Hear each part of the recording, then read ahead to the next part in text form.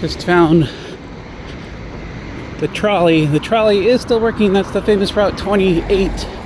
So I'm hoping to take that trolley to the other side of the city. We'll see how the route is. It's a beautiful morning. Just rained this morning, so it's slightly cool. Hello, today we are going to explore the area in Lisbon called the Baixa District. The word Baixa means the lower district and is the relatively flat area of Lisbon. To get to the lower district, we're going to first take the famous Line 28 trolley. Trolleys first started pulling passengers in Lisbon in the year 1873, and the first electric trolleys came to the city in 1901. The iconic yellow trolleys you see today are from the 1930s, and they operate the same as they ever have in the last 95 years.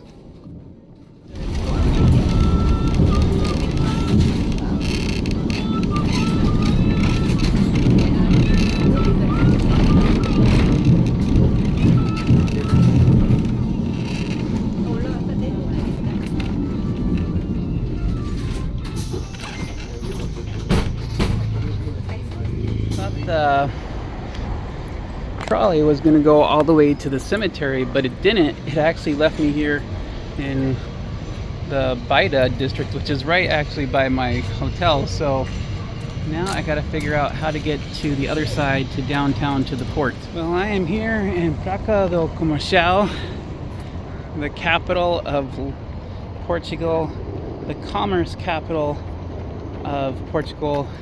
And there's a bunch of runners here is what's happening. From this port here, Lisbon and Portugal made its way out to the Americas and trade and built an empire in this very spot.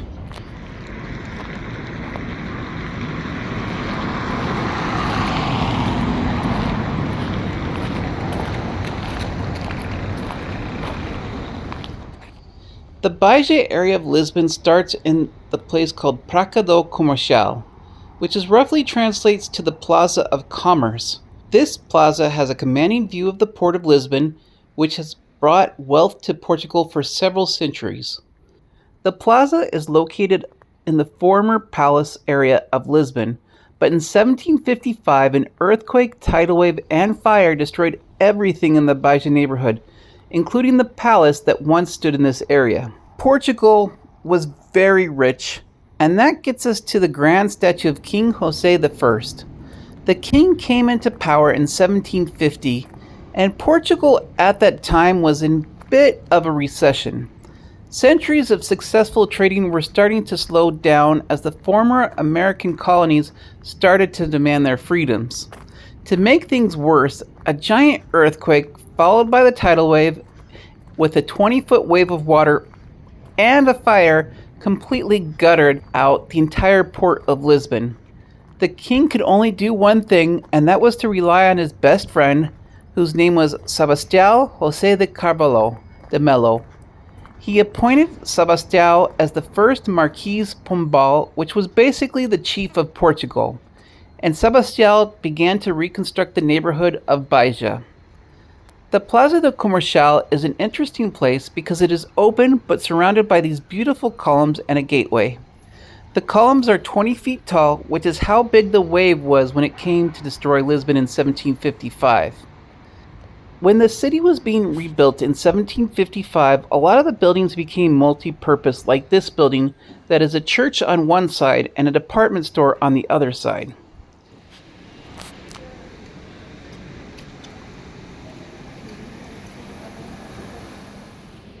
As we walk into Praça de Figueira, we come into the bustling commercial center of the Baixa District. Under the eye of the statue of King John I, you will find all sorts of traditional Portuguese shops, like pastry shops, cod shops, and a ginja shop, which is a traditional Lisbon drink. Now we are going to go into what is called the Church of Santo Domingo, which is an interesting church that dates back to the 1200s, but definitely shows its age. The columns are beautiful, but show the scars of several major earthquakes. It was All Saints' Day when the earthquake hit in 1755, and the roof fell and killed the entire congregation who attended Mass at this church.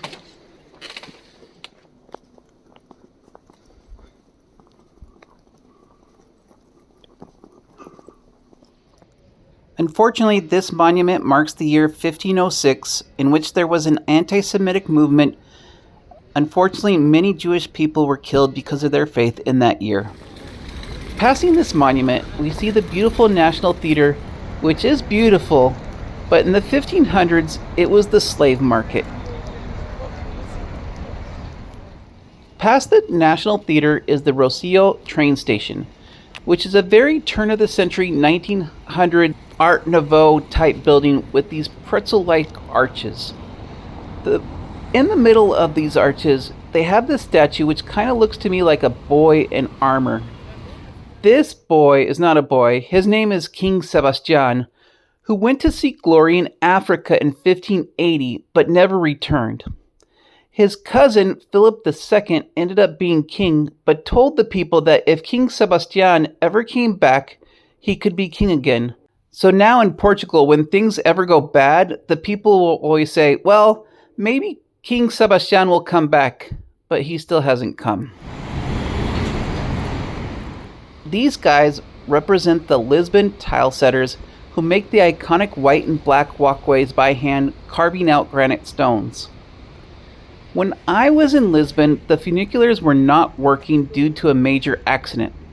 So I had to walk up the hill to get to the upper neighborhood, and it was a very steep climb. My reward for that climb was a park with a beautiful view of Lisbon. I hope you enjoyed this walk. I hope you enjoyed the tour, because if you did, please subscribe because we got lots more videos to see here in Lisbon, and we will see you in the next video. Thank you for watching.